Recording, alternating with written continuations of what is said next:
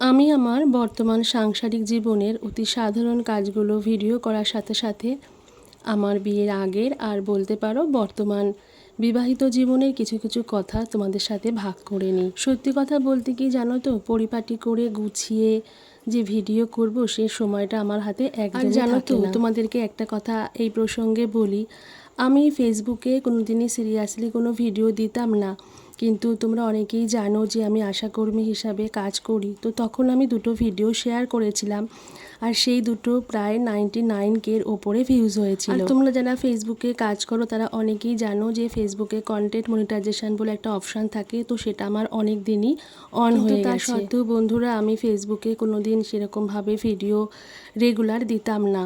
আমার ইউটিউবে একটা চ্যানেল আছে আমার ডিজিটাল ডায়েরি বলে, তো প্রতিনিয়ত ছোটো রিলস আমি ওখানে শেয়ার করতাম, আর সেটাও কিন্তু আমি মন থেকে ভালোবেসেই করতাম। কোনো রকম কোনো আর্নিংয়ের জন্য কিন্তু আমি করতাম না, কারণ আমি জানি যে কোনো কিছুতে যদি আর্নিং করতে হয় তাহলে তার প্রতি ডেডিকেশন থাকতে হবে পুরো 100%। আর জানো তো কোনো কিছুতে, আর এটা তো ঠিক বলো, কোনো কিছুতে 100% ডেডিকেট থাকতে গেলে শুধুমাত্র যে তুমি সময় দেবে তা তো না, তোমাকে মানসিক স্থিতিশীলতা নিয়েই সেটাকে সিরিয়াসলি ভাবতে হবে। আর আমার সত্যি কথা বলতে কি বলো তো, আমার প্রচণ্ড ছোটো ব্যাপারে ভীষণ টেনশান হয়ে থাকে।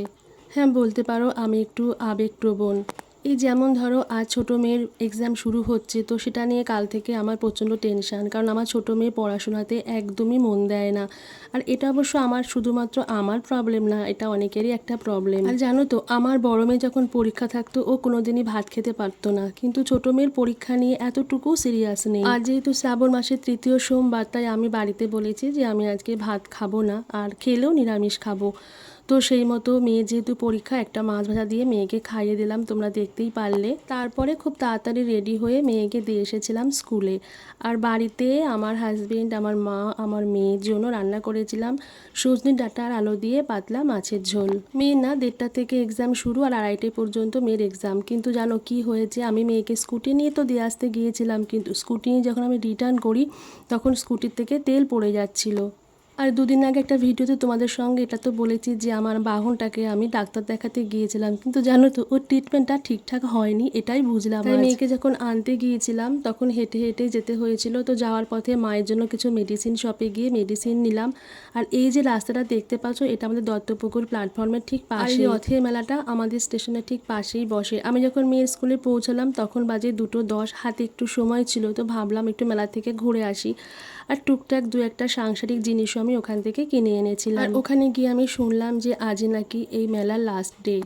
জানি না বন্ধুরা সামনের বছর এই রথের মেলাটা এই জায়গায় আদৌ হবে কিনা, কারণ এই যে আমার মেয়ে স্কুলে আসার পথে রাস্তার দুদিকে যে দোকানগুলো তোমরা দেখেছো, এই দোকানগুলোকে না 12 তারিখে মানে 12ই আগস্ট ডেট দিয়ে দিয়েছে, এদেরকে নাকি সবাইকে উঠে যেতে হবে। আর আমি যে রেল লাইনটা ক্রস করছি ঠিক আমার সামনের দিকে শিয়ালদার দিক, আর পেছনটা হচ্ছে বনগা দিক, আর ঠিক এই রেল লাইনের পাশেই হচ্ছে দত্তপুকুর গার্লস হাই স্কুল। আর এই দেখো আমি চলে এসেছি মেয়ের স্কুলের সামনে, আর মেয়েও চলে আসছে আমার কাছে। ওর হাসি মুখ দেখে মনেই হলো এক্সামটা মনে হয় ভালোই হয়েছে।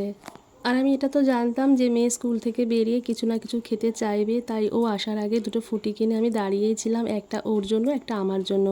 যেহেতু সকাল থেকে শুধুমাত্র চা খেয়ে রয়েছি, তো আমার খুব খিদে পেয়ে গিয়েছিল আর জল তেষ্টাও পেয়েছিল। জানো তো মেয়ে ফুটি পেয়েও বায়না করছিল ফুচকা খাওয়ার, দিলাম তো ওকে এক বকা।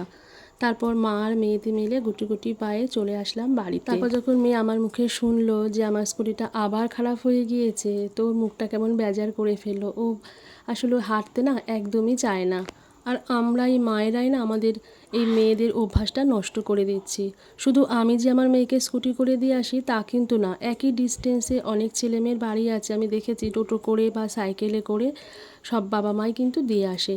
আর বলো আমাদের ছোটোবেলায় আমাদের কত দূরে দূরে স্কুল ছিল, আমরা হেঁটে হেঁটেই তো গিয়েছি, তাই না? আর একটা সত্যি কথা বলতে কি, আমার ছোটো মেয়ে ক্লাস 5-এ এই স্কুলে অ্যাডমিশান নিয়েছে।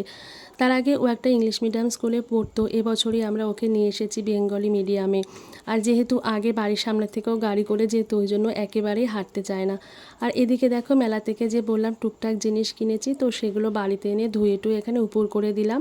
একটা সংসারকে ঠিক মতন সাজিয়ে গুছিয়ে সুন্দরভাবে করতে গেলে তার কত দিকে না খেয়াল রাখতে হয়, যদিও আমি কিছুই সত্যি কথা বলতে পারি না।